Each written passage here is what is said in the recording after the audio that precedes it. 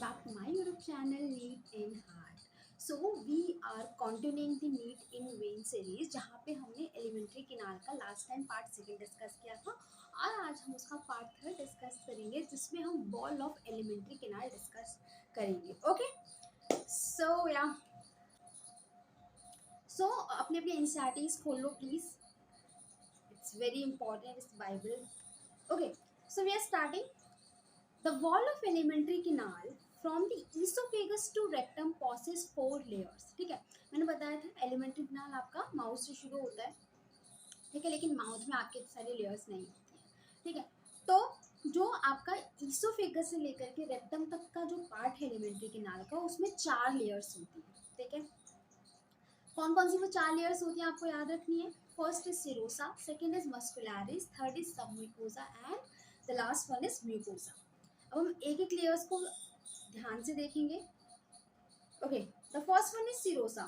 Serosa outer most layer होती है. Serosa is the outer most layer and is made up of thin mesothelium epithelium of visceral organ. Serosa सबसे बाहर वाली layer होती है, सबसे पहले आपको याद रखना है. फिर वो किसकी बनी हुई होती है, वो पतली सी मेसोथीलियम की बनी हुई होती है. मेसोथीलियम क्या है, विजुअल ऑर्गन के बाहर जो लेयर होती है. ठीक है, एपिथेलियम की जो लेयर होती है उसको हम मेसोथीलियम बोलते हैं.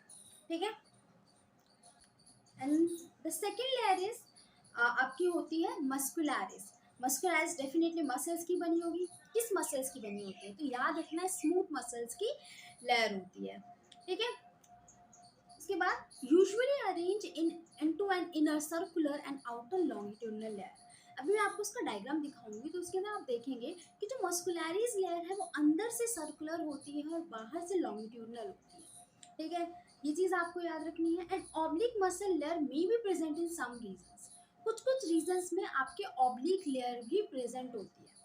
सम वर्ड याद रखना. The third layer is submucosa. अब सबम्यूकोसा लेयर्स के बारे में क्या क्या है. The submucosa layer is form of loose connective tissue containing nerves, blood and lymph vessels. तो जो सबम्यूकोसा लेयर होती है उसके अंदर लूज कनेक्टिव टिश्यूज होते हैं. ये आपको याद रखना. उसका कंटेंट याद रखना. उसके अंदर नर्व्स होते हैं, ब्लड वेसल्स होती हैं एंड लिम्फ वेसल्स प्रेजेंट होते हैं. ये चीज़ आपको याद रखनी है कि इसके क्या क्या कंटेंट होता है. अब क्वेश्चन कैसे आता है कि कौन सी ऐसे लेयर्स हैं जिसके अंदर लूज कनेक्टिव टिश्यूज प्रेजेंट होते हैं, लिम्फ वेसल्स होती हैं, तो आपको पता होना चाहिए वो सबम्यूकोसा लेयर होती है. ओके, आगे चलते हैं. And in duodenum glands are also present in submucosa. अब क्या होता है, जो स्मॉल इंटेस्टाइन का ड्यूडेनम वाला पार्ट है उसमें भी 4 वॉल लेयर्स होंगी. तो उसकी जो सबम्यूकोसा लेयर होती है उसके अंदर ग्लैंड्स प्रेजेंट होते हैं. ये लाइन बहुत इंपॉर्टेंट है, ये पूछा जाता है एग्जाम में. ठीक है, तो आपको याद रखना है कि सबम्यूकोसा लेयर्स के अंदर सबम्यूकोसा लेयर ऑफ ड्यूडेनम में ग्लैंड्स प्रेजेंट होते हैं. आगे देखते हैं. सबसे अंदर वाली लेयर कौन सी होती है यार, mucosa. So the innermost layer lining the lumen of alimentary canal is the mucosa. तो क्वेश्चन ये आता है कि सबसे अंदर वाली लेयर कौन सी है एलिमेंट्री कैनाल की, तो आपको याद रखना है म्यूकोसा. म्यूकोसा के बारे में कुछ चीज़ें बहुत ज़्यादा इंपॉर्टेंट हैं. Mucosa layer form irregular folds rugae in the stomach and small finger-like folding called villi in the small intestine.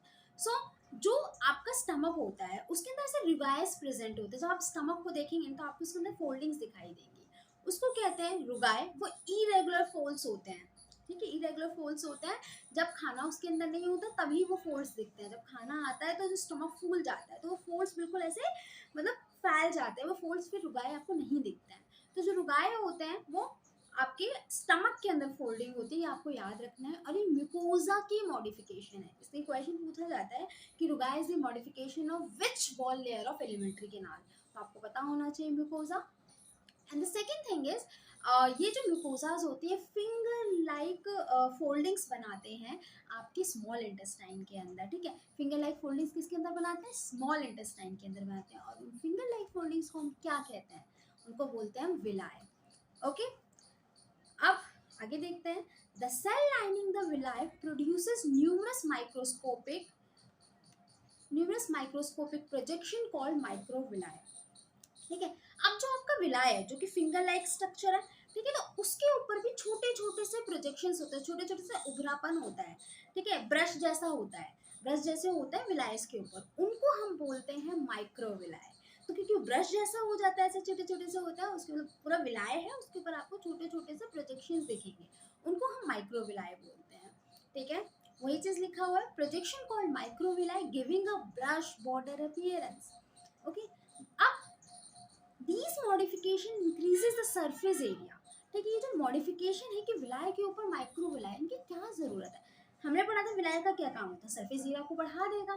तो इसी तरीके से जब विलाय के ऊपर छोटे छोटे से और ब्रश बॉर्डर अपीयरेंस वाले माइक्रो विलायस प्रेजेंट होंगे, तो उससे सरफेस एरिया और भी ज्यादा बढ़ जाएगा। ओके, अब विलाय को देखते हैं। Villi are supplied with a network of capillaries and a large lymph vessels called the lacteal. अब जो विलाय होता है उसको बहुत सारा ब्लड सप्लाई मिलता है, कहाँ कहाँ से? कैपिलरीज से मिलेगा, लार्ज लिम्फ वेसल से मिलेगा। यहाँ पे लार्ज लिम्फ वेसल्स को बोलते हैं हम लेक्टील। लिम्फेटिक सिस्टम पढ़ा था, लिम्फेटिक सिस्टम के अंदर लिम्फेटिक सिस्टम की वेसल्स भी होती है जिनको लिम्फ वेसल्स कहते हैं। तो वो लिम्फ वेसल्स जो सबसे बड़ी वाली लिम्फ वेसल्स होती है उनको हम लेक्टील बोलते हैं, वो भी विलाय को सप्लाई करती हैं।